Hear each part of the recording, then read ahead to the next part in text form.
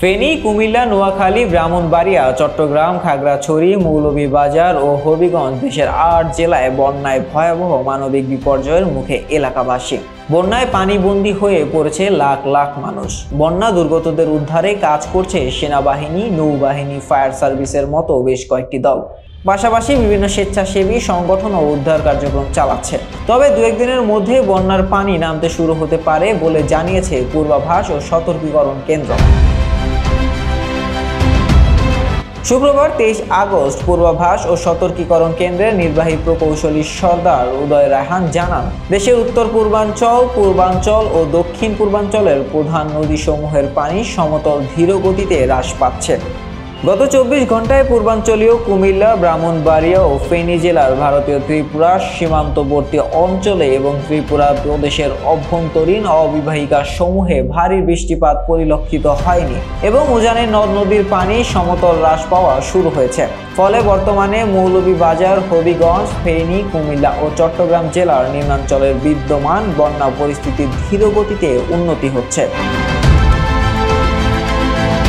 আবহাওয়া সংস্থাসমূহের তথ্য অনুযায়ী আগামী ২৪ ঘন্টায় দেশের উত্তর পূর্বাঞ্চল ও তৎসংলগ্ন উজানে ভারী বৃষ্টিপাতের সম্ভাবনা নেই। এ সময় উত্তর পূর্বাঞ্চলের মৌলভীবাজার ও হবিগঞ্জ জেলার মনু, খোয়াই, ধলাই নদীসমূহের সংলগ্ন নিম্নাঞ্চলের বন্যা পরিস্থিতির উন্নতি হতে পারে।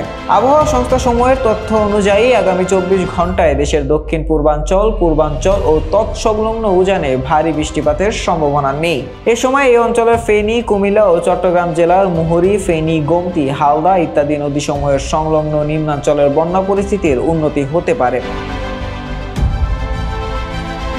উদয় রায়হান জানান, ব্রহ্মপুত্র, যমুনা নদীর পানি সমতলে হ্রাস পাচ্ছে। অপরদিকে গঙ্গা, পদ্মা নদীর পানি সমতল স্থিতিশীল আছে, যা আগামী ৪৮ ঘন্টা পর্যন্ত অব্যাহত থাকতে পারে। দেশের উত্তর পূর্বাঞ্চলের সুরমা, কুশিয়ারা নদীর পানি সমতল স্থিতিশীল আছে, যা আগামী ২৪ ঘন্টায় হ্রাস পেতে পারে।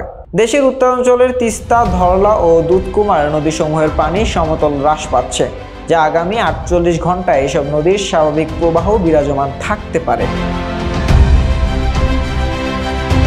পূর্বাভাস ও সতর্কীকরণ কেন্দ্রের উপবিভাগীয় প্রকৌশলী মেহেদী হাসান বলেন, আগামী ২৪ ঘন্টায় ভারী বৃষ্টির সম্ভাবনা নেই। উজানে বৃষ্টি কমেছে এবং সেখানে পরিস্থিতির উন্নতি হচ্ছে। ভারতে পানি কমছে, এর প্রভাব দেশেও পড়বে।